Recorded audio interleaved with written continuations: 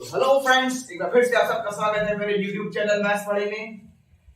आज हम अपने जो क्लास 10 का क्रैश कोर्स चल रहा है मैथमेटिक्स का, उसमें जो लास्ट टॉपिक था हमारा ट्रायंगल्स, वो हमने फिनिश किया।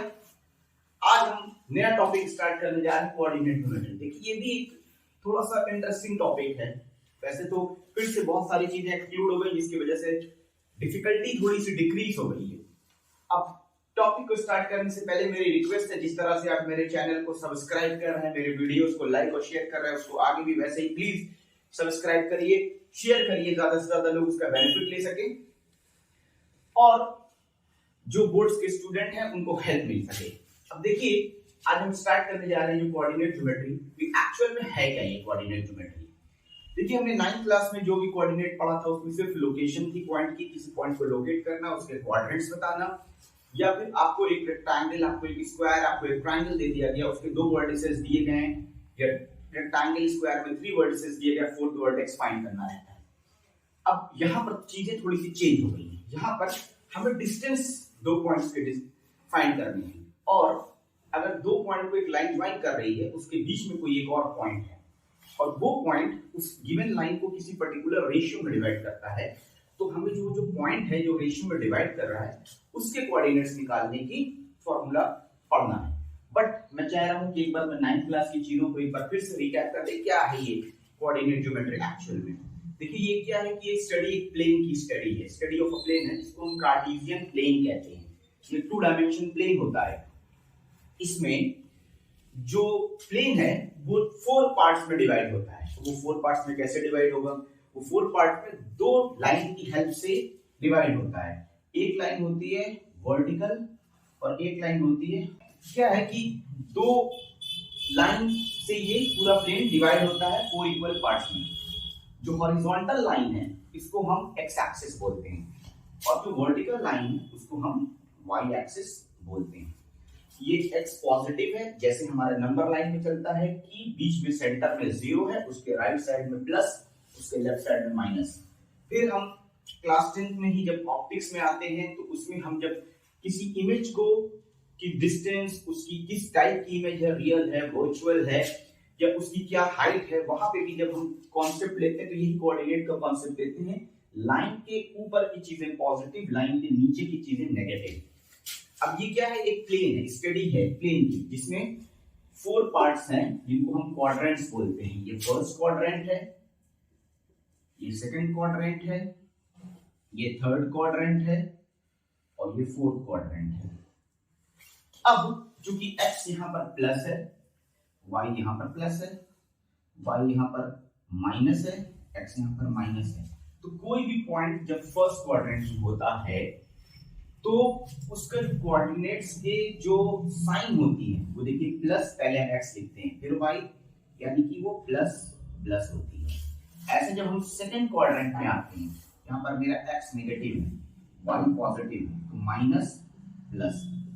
जब हम थर्ड में आते हैं तो हमें x भी नेगेटिव दिख रहा है, y भी नेगेटिव दिख रहा है, तो ये हो गया माइनस माइनस। जब हम फोर्थ में आए तो मेरा x प्लस है, y माइनस है, प्लस माइनस, सॉरी y को लिखना है y माइनस। अब ये तो हो गया कि कैसे साइन हम डिफाइन करते हैं। अब कुछ चीजें आएंगी, कुछ क्वेश्चंस आएंगे, जैसे यहाँ पर हमें एक x एक्सिस पर कोई पॉइंट लेना होगा, y एक्सिस पर कोई पॉइंट लेना होगा। तो देखिए, कुछ चीजों को समझते हैं। जो मेरा x कोऑर्डिनेट है उसको हम एक और नाम से डिफाइन करेंगे, एब्सिसा, और जो मेरा y कोऑर्डिनेट है उसको हम एक और नाम से डिफाइन करेंगे, उसको बोलते हैं हम ऑर्डिनेट। अब अगर किसी भी पॉइंट को हम x एक्सिस पर लेंगे, तो x एक्सिस पर, पूरे x एक्सिस पर कहीं पे भी y हमें नहीं मिलेगा। क्यों? क्योंकि y या तो इस लाइन के ऊपर है या तो इस लाइन के नीचे है। अगर हमसे किसी ने पूछा इक्वेशन ऑफ x एक्सिस, तो हम बोलेंगे y इक्वल टू 0।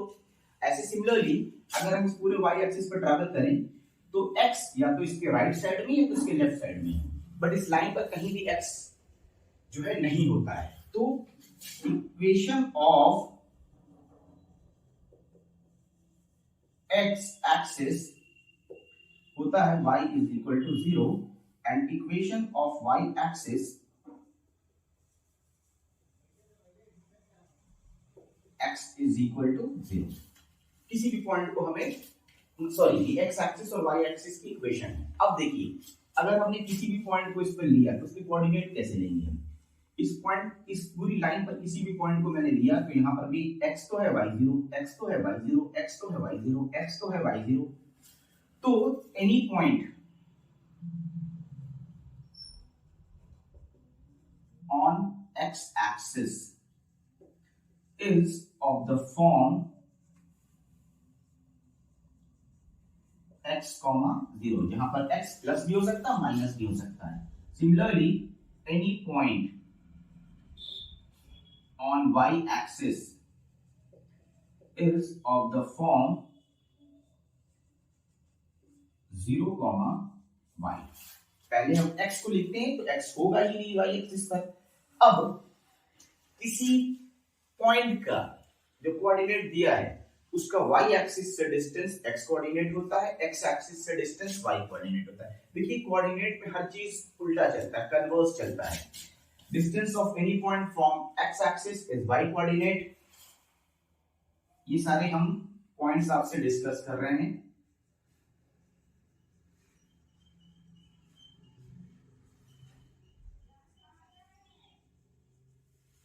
नेक्स्ट है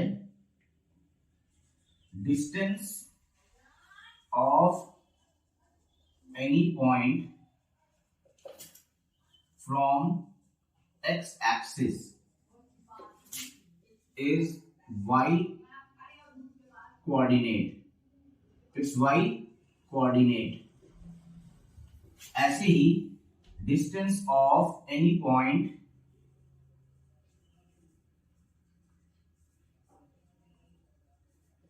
from y axis is x coordinate।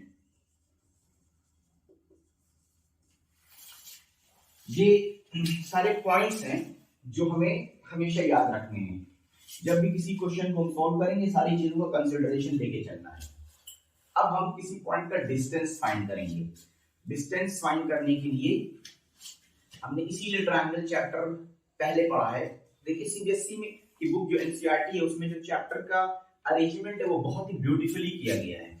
उसमें जो भी चैप्टर है, अगर आप आगे के चैप्टर पे जाएंगे तो पीछे के चैप्टर से कहीं ना कहीं कोई रिलेशन होता है। तो अभी डिस्टेंस में तो कोई रिलेशन ऐसा उतना नहीं मिलेगा आपको, लेकिन जब हम सेक्शन फॉर्मूले पे आएंगे जिसमें इंटरनली से डिवाइड करता है पॉइंट, तो वहां पर सिमिलर ट्रायंगल्स लगा करके ही हम उसमें उसके कोऑर्डिनेट्स निकालेंगे। चलिए देखते हैं कैसे हम डिस्टेंस निकालेंगे किसी पॉइंट का, दो पॉइंट्स के बीच का।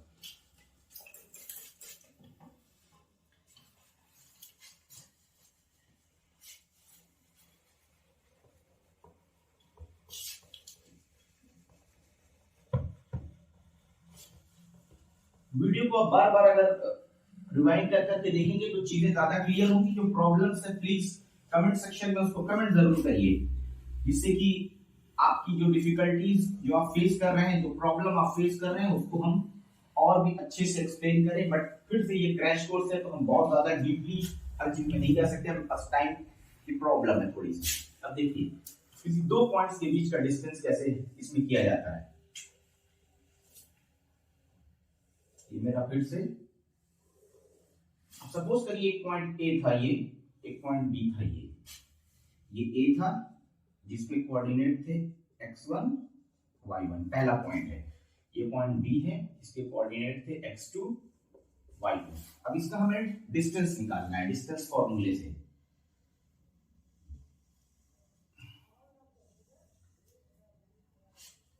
इसका डिस्टेंस निकालना है हमें डिस्टेंस फॉर्मूले से। तो देखिए हम क्या कैसे अब डिस्टेंस फॉर्मूला अप्लाई करेंगे।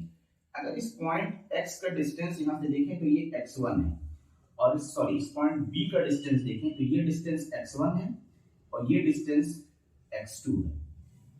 तो ये जो बचा हुआ डिस्टेंस यहां से यहां तक अभी आएगा, ये ट्रायंगल बनाएंगे हम। ये पॉइंट a था, ये b था, इसको c मान लेते हैं। तो ये जो cb है ये क्या आया x2 माइनस x1। ऐसे ही ये डिस्टेंस आया CA। CA क्या मिला हमें x2 माइनस x1। ये तो अभी डिस्कस करेंगे इसको, ये x2 माइनस x1 क्योंकि x एक्सिस पर है। अब हम ये देखें, ये डिस्टेंस y1 है, ये पूरा डिस्टेंस y2 है, तो ये डिस्टेंस मिला y2 माइनस y1, तो CB मिला हमें y2 माइनस y1। अब हम देखें अगर तो ये एक राइट एंगल ट्राइंगल है जिसमें AB इसका हाइपोटेनस है, तो AB square is equal to AC square plus BC square. AC क्या था मेरा x2 माइनस x1 का होल स्क्वायर, BC क्या था y2 माइनस y1 का होल स्क्वायर। तो अगर हम AB को निकालेंगे सिर्फ तो ये अंडर रूट में जाएगा और ये वैल्यू मुझे देगा x2 माइनस x1 का whole square plus y2 minus y1 का होल स्क्वायर। यही है फॉर्मूला हमारे डिस्टेंस फॉर्मूला निकालने के लिए, ये जो फॉर्मूला डिराइव किया गया है। इसमें थोड़ा सा मैं मॉडिफाई कर दूं, अगर किसी ने बाय चांस इसको x1 माइनस x2 का whole square plus y1 minus y2 का होल स्क्वायर भी किया तो कोई इश्यू नहीं है, क्योंकि देखिए 7 माइनस 4 3 होता है और 4 माइनस 7 माइनस 3 होता है, लेकिन अगर हम स्क्वायर करें दोनों का तो दोनों 9 होता है। तो इसीलिए अगर किसी ने इसमें ये चीजें इंटरचेंज की तो उससे कोई इशू नहीं है। अब इस पर बेस क्वेश्चन हम अपने नेक्स्ट वीडियो में करेंगे, सिर्फ इस पर बेस क्वेश्चन करेंगे, उसके नेक्स्ट वीडियो में सेक्शन फॉर्मूला और उस पर बेस कुछ क्वेश्चंस करेंगे, कुछ अच्छे क्वेश्चंस भी हैं वो हम सब डिस्कस करेंगे। और प्लीज एक बार फिर से आप सबसे रिक्वेस्ट है, मेरे चैनल को प्लीज सब्सक्राइब करिए, उसको वीडियोस को शेयर करिए, ज्यादा से ज्यादा लाइक करिए और इसका बेनिफिट लीजिए। जो आपके फ्रेंड्स हैं, जो भाई बहन छोटे बड़े हैं, वो इनका बेनिफिट लें। आज के लिए इतना ही करते हैं, तब तक के लिए बाय बाय।